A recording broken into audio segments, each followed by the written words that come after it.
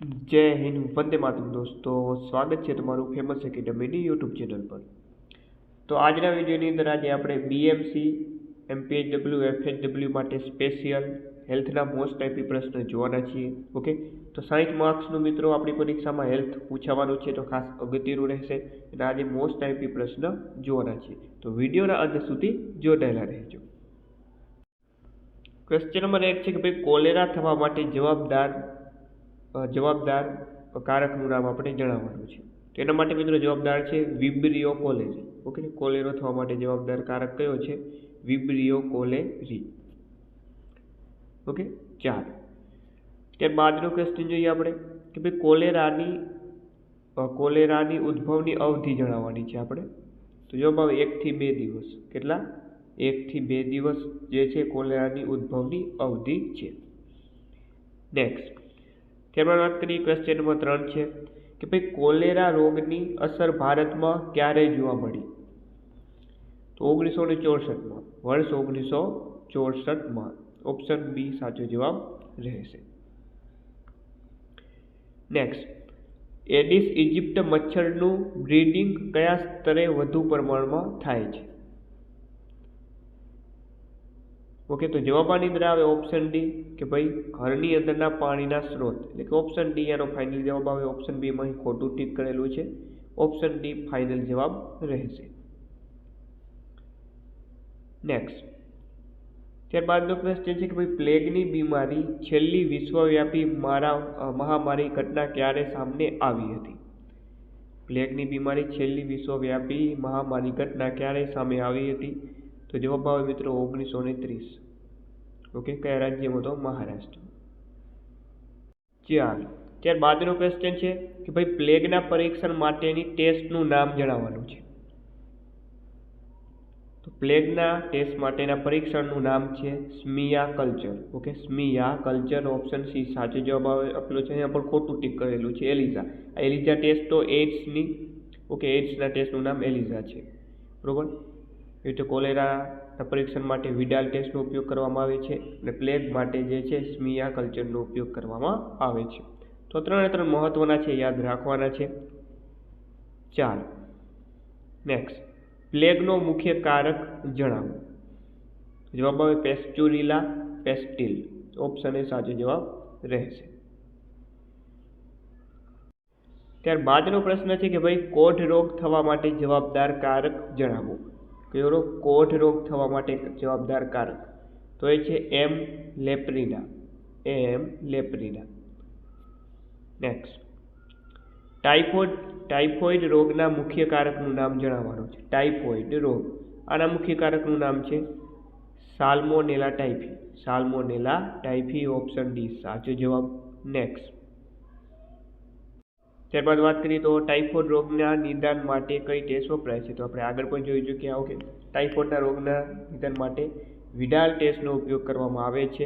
Plague રોગના પરીક્ષણ માટે સ્મિયા ટેસ્ટનો ઉપયોગ કરવામાં આવે છે. એઇડ્સ રોગના પરીક્ષણ માટે એલિઝા ટેસ્ટનો ઉપયોગ કરવામાં આવે છે.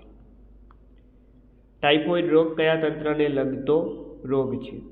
પાચન તંત્રને લગતો રોગ છે, જે મુખ્યત્વે આંતરડાને અસર કરે છે. નેક્સ્ટ, રેબીઝ બીજા કયા નામે ઓળખાય છે? ઓકે, રેબીઝ તો એ હાઇડ્રોફોબિયા તરીકે પણ ઓળખાય છે. હાઇડ્રોફોબિયા એટલે કે પાણીથી થતો ડર. નેત્રદાન આંખના કયા અંગ દ્વારા લેવામાં આવે છે? નેત્રદાન જે છે આંખના જે છે કયા અંગ દ્વારા દેવામાં આવે છે? કોર્નિયા દ્વારા. નેક્સ્ટ, હડકવાની રસીના શોધકનું નામ જણાવવાનું છે આપણે. હડકવાની શોધી, એના શોધક હતા લુઈ પાસ્ચર. ત્યારબાદ આગળ વાત કરી કે જાપાનીઝ ઇન્સફેલાટિસ જે છે શેને કારણે ફેલાય છે?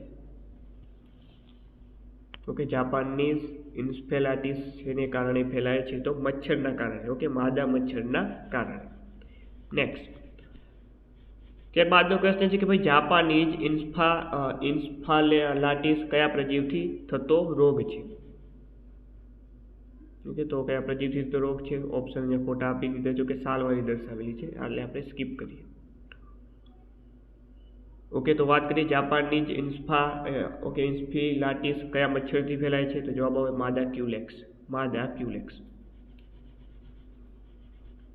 નેક્સ્ટ, ઇબોલા વાયરસનું નામ ઇબોલા નદી પરથી 1978 પાડ્યું ને ઇબોલા નદી કયા દેશમાં આવેલી છે? ઓકે, એટલે ઇબોલા વાયરસનું નામ જે છે ઇબોલા નદી પરથી પાડવામાં આવ્યું 1978માં. તો જે ઇબોલા નદી છે કયા દેશમાં આવેલી છે? તો ઇબોલા નદી દક્ષિણ આફ્રિકામાં આવેલી છે. ત્યારબાદ સ્વાઇન ફ્લૂ માટેની દવાનું નામ જણાવો. તો જવાબ આવે ટેમીફ્લુ. એડ્સ નિદાન માટે કયો ટેસ્ટ થાય છે? તો યાદ રાખજો, એડ્સ નિદાન માટે એડ્સના નિદાન માટે એલિઝા ટેસ્ટ તો છે જ, પણ એની સાથે વેસ્ટર્ન બ્લોટ ટેસ્ટ પણ આવે છે. એટલે ફાઇનલ જવાબ આવે ઓપ્શન બી, AB બંને. ચાલો, ત્યારબાદનો ક્વેશ્ચન છે કે ભાઈ લેશમેનિયાસિસ જીનિસ કયા રોગનું કારક છે? તો જવાબ આવે કાલા અજર. ભારતમાં સૌથી વધારે મેલેરિયામાં કયા પ્રકારે જોવા મળે છે? ઓકે, ભારતમાં સૌથી વધુ મેલેરિયા કયા પ્રકારમાં જોવા મળે છે? તો એ જોવા મળે છે પ્લાઝ્મોડિયમ વાયવેક્સ. ઓકે, અને જે પ્લાઝ્મોડિયમ ફાલ્સીપેરમ છે તે કેવા હોય? ઝેરી મેલેરિયા હોય છે, એ ઓછા જોવા મળે. ચાલો, મચ્છરદાનીમાં કઈ દવા વપરાય છે? Okay, delta મેથિન. મેલેરિયા થયો હોય તેને કયો ટેસ્ટ આપવામાં આવે છે? મેલેરિયા થયો હોય એને આપવામાં આવે છે RDD test. Okay, RDD test. Next, malaria થયો હોય તેને કયો ટેસ્ટ આપવામાં આવે છે? RDD test. મેલેરિયા જંતુની શોધ કોણે કરી? મેલેરિયા જંતુ એની શોધ કરવામાં આવી હતી રોનાલ્ડો રોસ દ્વારા. કયા રોગના વાયરસ સૂર્યના અલ્ટ્રાવાયોલેટ કિરણોથી નાશ પામે છે? તો જવાબ આવે અછબડા. નેક્સ્ટ, ધનુર થવા માટે કયા બેક્ટેરિયા જવાબદાર છે? ધનુર એના થવા માટે મિત્રો જવાબદાર છે ક્લોસ્ટ્રીડિયમ ટીટેનાઈ. ઓકે, તો ઓપ્શન A સાચો જવાબ અહીં બનશે. ઓકે, ક્લોસ્ટ્રીડિયમ ટીટેનાઈ. અછબડા થવા માટે જવાબદાર કારકનું નામ જણાવો. તો એનું નામ છે મિત્રો વેરીએલા જોસ્ટર. ત્યારબાદ અછબડા થવા માટે જવાબદારનું કારકનું નામ આપણે જણાવી દીધું, ઓપ્શન B સાચો જવાબ આવશે. ઓકે, વેરીએલા જોસ્ટર. સૌપ્રથમ ઝિંકા વાયરસ ક્યાં જોવા મળ્યો હતો? ઝિંકા વાયરસ સૌપ્રથમ જોવા મળ્યો હતો કેરળ રાજ્યમાં. આખા વિશ્વમાંથી કયો રોગ નાબૂદ થયેલ છે? અછબડા. કયો રોગ? અછબડા. તેમાં સીતરા વાયરસ શોધનાર વૈજ્ઞાનિકનું નામ જણાવો. Edward Zener. ઓકે, સીતરાની રસીના શોધક એડવર્ડ જેનર. પોલિયો મુક્ત થનાર સૌપ્રથમ દેશનું નામ જણાવો. તો મિત્રો એ દેશ હતો ક્યુબા. નેક્સ્ટ, દો બૂંદ જિંદગી કી કાર્યક્રમ ક્યારે શરૂ કરવામાં આવ્યો હતો? દો બૂંદ જિંદગી કી 1996માં આ કાર્યક્રમની શરૂઆત થઈ હતી. ક્યારે? 1996માં. ઊંટાટીયાનું બીજું નામ શું છે? ઊંટાટીયું એનું બીજું નામ છે મિત્રો વ્યુપિગ કફ. ઓકે, વ્યુપિગ કફ. સામાન્યતઃ હૃદયનું વજન કેટલું હોય છે? 300 ગ્રામ. હૃદયના બહારનું લેયર નીચેનામાંથી કયું છે? હૃદયના બહારનું લેયર નીચેનામાંથી કયું છે? તો એ છે પેરિકાર્ડિયમ. ત્યારબાદ હૃદયના બહારનું લેયર આવી ગયું આપણે. નવજાત શિશુમાં કયા વાયરસને લીધે ડાયેરિયા જોવા મળે છે? રોટાવાયરસ. જે દાંતને કોઈ પણ ઘસારાથી સુરક્ષિત કરે છે તેને ખાલી જગ્યા કહેવાય. જે દાંતને કોઈ પણ ઘસારાથી સુરક્ષિત કરે છે એને શું કહેવામાં આવે?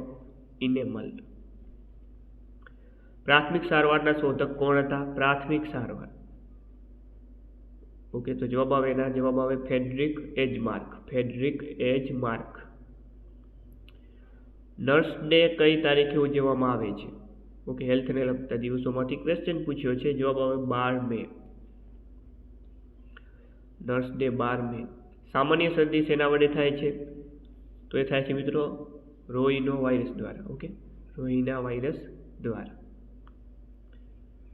આપણા સરસ મજાના પ્રશ્નો MPHW, okay, BMC, MPHW, FHW માટે મોસ્ટ ટાઈમ પ્રશ્ન છે. આવા નવા વિડીયો સાથે ચેનલ સાથે જોડાયેલા હો, ચેનલને સબસ્ક્રાઈબ કરી રાખો, વિડીયોને લાઇક કરી રાખો. હજી હવેથી આપણા સંપૂર્ણ મોડેલ પેપર મુજબ અભ્યાસક્રમ મુજબ 100 માર્ક્સના મોડેલ પેપર કાલથી શરૂ થવા જઈ રહ્યા છે. તો ચેનલને સબસ્ક્રાઈબ અવશ્ય કરી નાખો. કાલથી જ 100 માર્ક્સના સંપૂર્ણ સિલેબસ આધારિત BMC માટે મોસ્ટ ટાઈમ પેપર આવવાના છે. ચાલો.